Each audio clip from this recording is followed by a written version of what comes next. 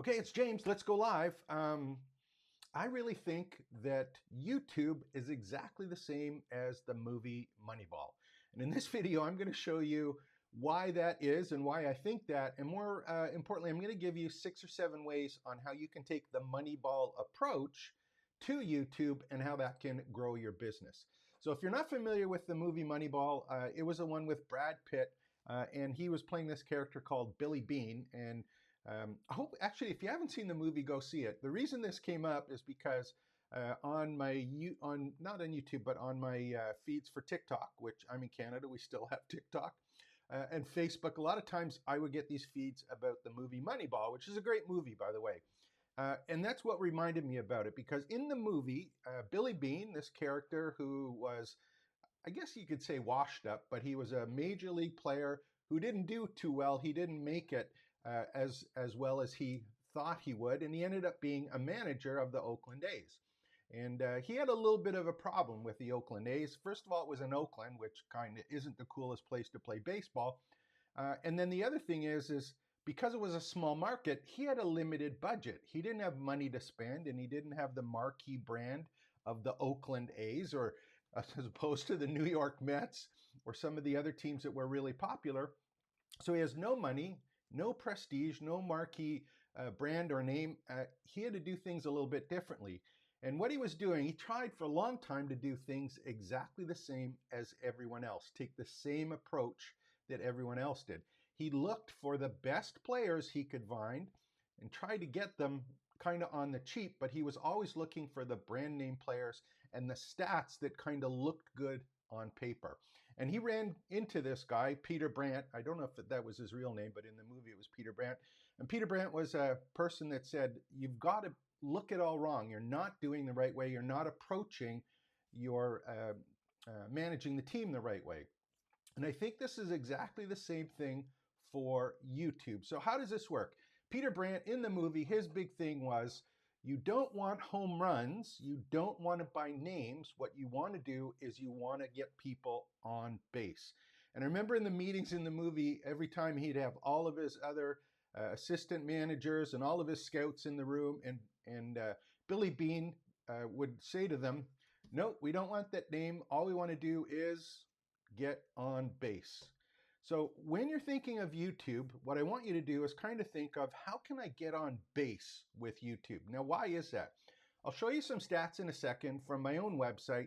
And I was brought up, the way that I was kind of taught this at the start was, you write blog posts, you do social media, you do lead magnets, things like that to try and get leads. And the purpose was that you had to generate traffic, either organic traffic, which people came to you from search, or you had to reach out and get people to be in your sales funnel.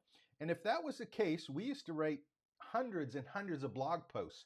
And right now, a lot of people are using AI tools to create or regurgitate content as a blog post.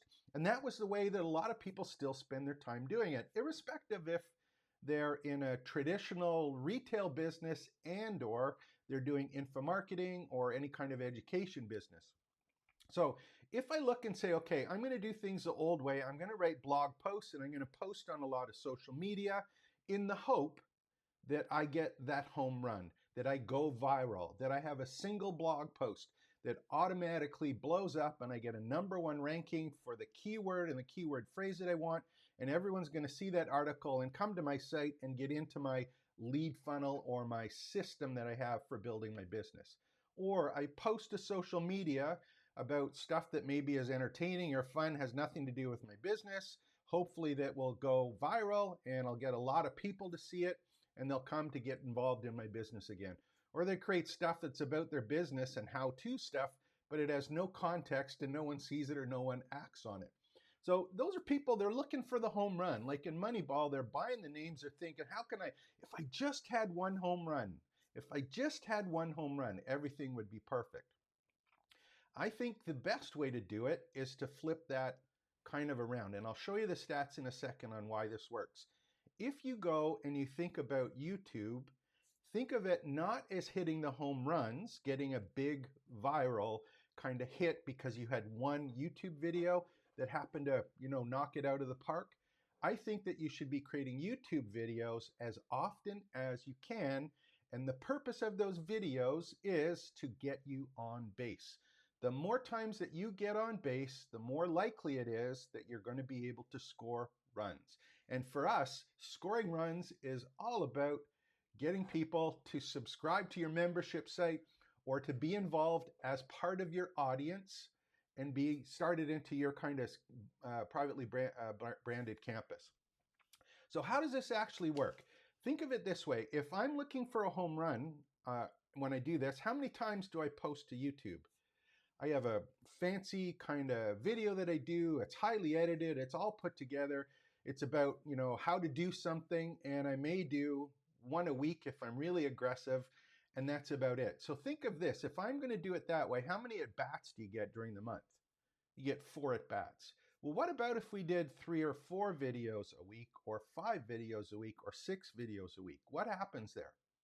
Those are all at bats, and we have the opportunity now to get in front of our audience to be able to get them to be a member in our privately branded community. But this is a huge change in the way we look at things. It's not a home run every time on YouTube. It's like, how can we get on base? And I think the best way to do that is to create as many videos as you can that are underproduced in relative terms, that are more than just this is how to do something. And this is a really, really cool opportunity. And to give you an example of how this works, what I'll do is I'll pull up, actually take a look at some of the channel stats here. And we'll do this one actually first. I was taking a look over the last 30 days, and I'll kind of pull one out here from just the rough stats on my website. And then what I want you to look at is I have a lot of blog posts on my website. They're older ones, but they're there.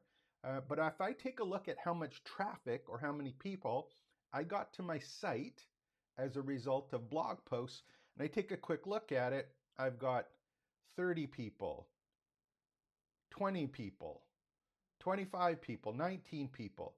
These are visitors from search that are coming to the website from all of the content that I have there.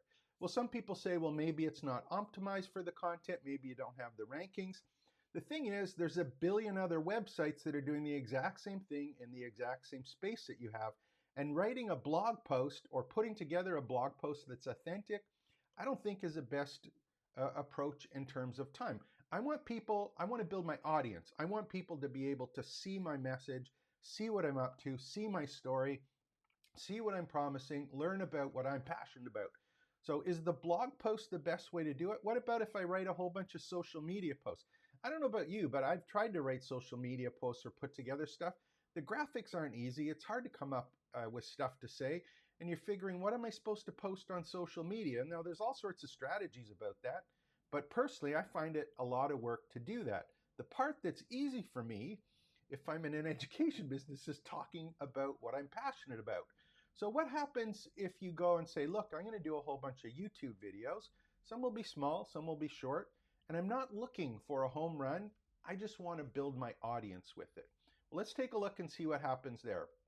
If I have the choice between looking and saying, okay, great, I got 15 people to my website that looked around maybe, or 20 people a day that looked to my website. What about if we said, let's go and just do a whole bunch of videos, get on base, and then maybe 1 or 2 of them, I'll get a double or a triple. I might even hit a home run. But I went to bat 30 times, 40 times on YouTube during that month, as opposed to posting a blog post every day if I could. So let's just take a look quickly here. And this is the stats just for the last month. I had 220,000 views from YouTube videos. I had 2.5 million impressions on the YouTube homepage as an example. And I had impressions, click-through rate, 5.9, average view time is 4 minutes. So if I'm taking a look at this and I'm saying, if I want to build my audience, if I want to build my business, if I want to grow my business, do I want to take the Moneyball approach and get at bat and at least get on base? Or do I always want to look for where is my home run? I think YouTube is the best way to do this. It's the best way to get great traffic. It's the best way to get repeat traffic, and it's your opportunity to share your story. without having to work at creating content.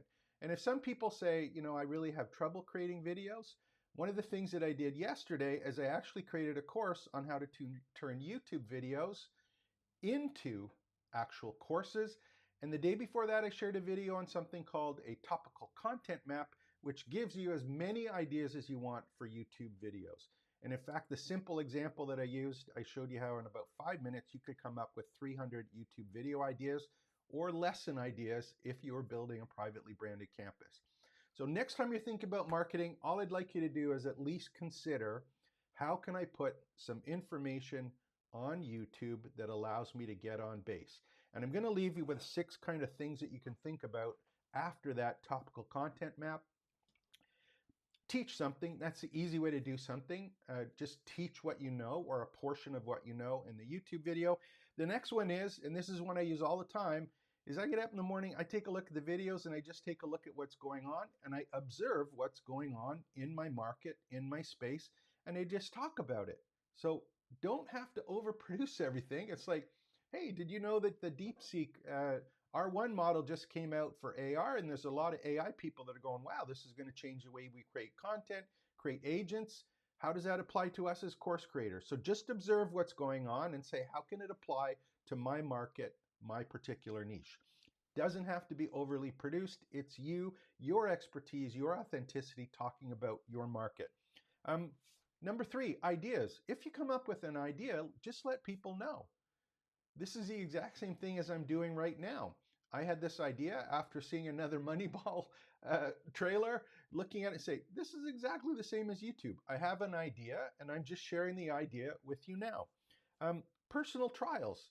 One of the things that I did in yesterday's course was I had been creating courses or YouTube videos, all of these ones that I've created, for example, over the last month. I was looking at them, I said, wait a second, there's a course there. Because in the YouTube videos, I was doing them in themes by week. And all I did is I took one of the weeks and I said, hey, I could put that together as a course. So I took what I was doing already and just changed it or used it in another form, looking to get on base. Reviews, easiest thing in the world to do. You can review other pieces that are part of your industry. Just tell people, hey, here's something that came out. I looked at it. I think it's good. I think it's bad. Give your opinion and review materials. And then do recaps. Hey, what did I do? Over this last month, for example, I had 2.5 million impressions, 220,000 views, or I had 10 people or 15 people or 20 people coming to my website. So which should I do? What should I spend time on? And then finally, don't be afraid to interview people. One of the ways that, when I first got started, actually, I had a radio show called Small Business Heroes, and it was an online streaming show. It wasn't a traditional radio show, although I did have one of those as well. But I basically called out or reached out to people and say, hey, can we have a conversation or interview it? Do that and put it on YouTube. Get an at-bat. Hopefully you'll get on base. And you know what? If you get on base enough times, you're going to score runs. And more importantly, if you're at bat, one of those is not going to be a base hit. It's going to be a double, a triple, and a home run. So I hope you enjoy this. If you haven't already, make sure to go to trainingsites.io/join. It's my free community. All of the videos, all of the AI prompts, all of the stuff is in there. It's free for you to be involved in it. Ask questions. I'm here to help to make sure that you can start, build, and grow your education business. So like and subscribe to the channel. Take care. We'll be back maybe later today with another great YouTube tutorial. I'm at bat as many times as I can during the day. Take care and expect the best.